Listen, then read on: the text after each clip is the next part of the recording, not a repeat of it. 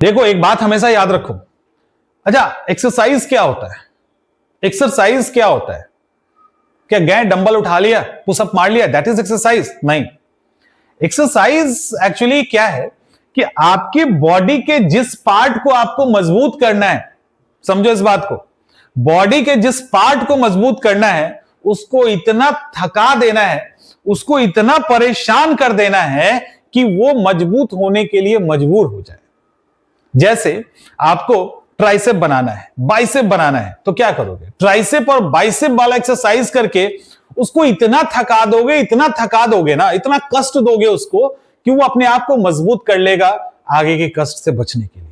लेकिन क्या ट्राइसेप और बाइसेप बना के आपका अगर डाइजेशन खराब है तो उसको ठीक कर लोगे? नहीं होगा। उसके लिए आपको क्या करना पड़ेगा? उसके लिए आपको कपालभाति जैसा योगा करना होगा, अनुलोम विलोम करना होगा, टाइप की चीजें जो होती है पेट के लिए, यानी इंटेस्टाइन को पंप करना होगा। क्या करते हो कपालभाति में? इंटेस्टाइन पे चोट मारते हो, वो पंप करता है। अब इंटेस्टाइन को मजबूत करना है, आंत को मजबूत करना है, उसको साफ करना है, तो आपको आंत को परेशान करना, इतना करना है कि वो अंतिम में मजबूत हो जाए। आपको अपने पेट को टाइट करना है तो उसको इतना पुशअप देना है, इतना एक्सरसाइज करना है, क्रंच करना है कि वो थक के अपने मसल को मजबूत कर ले। इट मींस कि ये बताता है कि यदि आपको मजबूत होना है और चीजों से लड़ के एक मजबूत ढाल बनाना है तो उस चीज के लिए आपको परेशान होना होगा, कष्ट की उस हद तक जाना होगा जहां जाने के बाद आप मजबूत हो जाते हैं। आई थिंक समझ रहे होंगे कि एक्सरसाइज करके दिमाग के विचारों को मजबूत नहीं कर सकते। अगर दिमाग को मजबूत करना है, उनके विचारों को मजबूत करना है या उसको फोकस करना है, फिर आपको मेडिटेशन करना होगा। यानी कहने का मतलब यह है कि आपको हर एक चीज के लिए चुनौती एक्सेप्ट करनी होगी, उसके लिए पेन लेना होगा, और वो पेन अंतिम पेन होना चाहिए। यानी वो एकदम आपका जो क्षमता है ना, वो एकदम उसका एपेक्स होना चाहिए। जब वो हो जाता है तब मजबूती के साथ आप निकलते हो, तब कोई आपको बिखेर नहीं सकता है। तो एक्सरसाइज यही है। तो जिस तरह से एक्सरसाइज होता है उसी तरह से आपका पढ़ाई, आपका आंसर राइटिंग आदि आदि होता है। बहुत सारे बच्चे कहते हैं कि सर मुझे याद ही नहीं होता, याद ही नहीं होता। आप यकीन मानिए, और जो सुन रहे होंगे यकीन मानो, आपने याद इसलिए नहीं किया है क्योंकि आपने प्रैक्टिस नहीं की है। आपने उस पर्टिकुलर चैप्टर या फैक्ट्स के लिए वो पेन नहीं सहा है अभी तक। 10 बार सह लो ना, बिना याद किए हनुमान चालीसा याद हो जाता है रोज पढ़ते पढ़ते।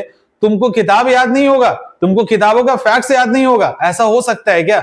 पढ़े ही नहीं होगे, सवाल ही नहीं उठता है पढ़े होगे। कभी याद करिए, आप में से कोई भी गायत्री मंत्र को रटा है? किसी ने हनुमान चालीसा को रटा है? किसी ने महामृत्युंजय मंत्र को रटा है? किसे महामृत्युंजय मंत्र नहीं आता? सिर्फ उसी को महामृत्युंजय मंत्र नहीं आता जिसने उसका जाप नहीं किया। क्योंकि अगर आपने 10 बार 11 बार और डेली जाप किया है तो नहीं याद होने का तो सवाल नहीं, पहली बात। और उस जाप करने के दौरान पेन होता है, तकलीफ होती है, तो आप चलो छोड़ाओ। गायत्री मंत्र किसको याद नहीं है? सिर्फ उसी को याद नहीं है जिसने उसका पाठ नहीं किया। हनुमान चालीसा उसी को याद नहीं है जिसने रोज उसको नहीं पढ़ा। जिसने पढ़ा उसमें से एक को उठाकर बता दो कि जिसने 2 महीने पढ़ा हो और उसको हनुमान चालीसा याद ना हो ही नहीं सकता। तो आप में से जो भी शिकायत करते हो कि सर हम 4 साल से तैयारी कर रहे हैं, पॉलिटी में दिक्कत है, साइंस में दिक्कत है, मैथ में दिक्कत है, रीजनिंग में, आपने उसको किया ही नहीं है। और आप जब भी करने गए तो करते हुए भाग गए, वहां से भाग निकले। थोड़ा सा किया, भाग गए। थोड़ा सा किया नहीं, थोड़ा करने के बाद तकलीफ शुरू होती है। याद रखिएगा, आपको अपनी अज्ञानता का ज्ञान ही तभी होगा जब आप ज्ञानी बनेंगे। देखते हो मैंने बहुत सारे ऐसे होंगे जो एकदम अपने ज्ञान को बघाड़ते रहेंगे चारों तरफ। ऐसा लगेगा कि उससे बड़ा ज्ञानी नहीं है, एक्चुअली उसको बहुत बड़ा ज्ञानी है और उसको अभी पता ही नहीं है कि वो अज्ञानी है। क्योंकि अज्ञानी होने के लिए ज्ञानी बनना पड़ता है। और लिटरली जो ज्ञानी होते हैं समय पे अब जवाब देंगे या नहीं देंगे, और उनको लगता है कि नहीं यार सामने वाला बिल्कुल सुनने वाला नहीं है, तो वो गलत भी बताएगा, बोलेंगे हाँ तुम सही हो। तो क्योंकि उसको पता है कि उसको समझाना बेकार है और उसको इस बात का ज्ञान मिल चुका है। और वो सब जगह नहीं बोलेगा कि उसको पता है कि हर जगह वो ज्ञानी नहीं है, उसको अपनी अज्ञानता का एहसास हो चुका है। तो अज्ञानता का एहसास होना भी एक बहुत बड़ी बात है और वो बिना ज्ञानी हुए नहीं हो सकता। तो कहने का मतलब ये है कि आपने जब भी ये कहा कि हमें ये याद नहीं, वो याद नहीं, हमसे नहीं हो रहा, हम 2 महीने से 2 साल से इससे लिख रहे हैं, 2 साल से आंसर राइटिंग कर रहे हैं, नहीं हो रहा, आपने अभी उस पेन को क्रॉस ही नहीं किया है, आपने उस तकलीफ को क्रॉस ही नहीं किया जिसके बाद सफलता मिलती है। आप 4 साल से जिम जाओ और 4 साल से जिम जाके हर बार जाइए, 2 महीने कीजिए, 1 महीने कीजिए और वापस आ जाइए और फिर खाना पीना ठूस के खाइए, फिर जाइए, कहने के लिए तो आप 4 साल से जिम जा रहे हैं, लेकिन क्या आपने उस जिम के उस पेन को, जिसको किसी ने अगर एप्स बनाया है और उसने उस पेन को महसूस किया है, पेन को जिया है, क्या आपने जिया है? नहीं जिया तो उसकी तरह आपका एप्स बनेगा कैसे? कैसे बनेगा?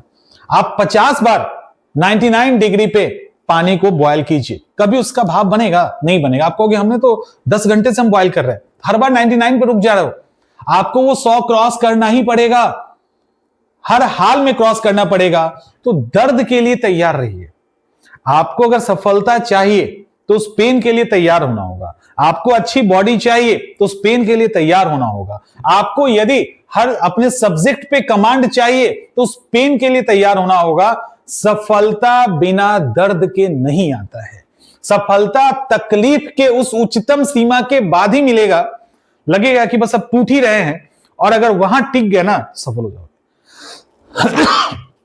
सबके साथ होता है, सबके साथ होता है। जो एक्सक्यूज देते हैं वो एक्सक्यूज देते रह जाते हैं, और जो करते हैं वो करके चले जाते हैं। तो आपको एक्सक्यूज नहीं देना है, आपको करना है। तो उस पेन के लिए तैयार हो जाइए। और ये नया साल है, उस तकलीफ को अगर 1 साल झेल गए ना, तो 2027 बहुत ही खूबसूरत होगा। हो सकता है 2026 ही खूबसूरत हो जाए। तो उस पेन को पेन के लिए तैयार हो जाइए, मानसिक रूप से, शारीरिक रूप से, हर तरीके से उस तकलीफ को सहने के लिए तैयार हो जाओ। मिलते नेक्स्ट सेशन।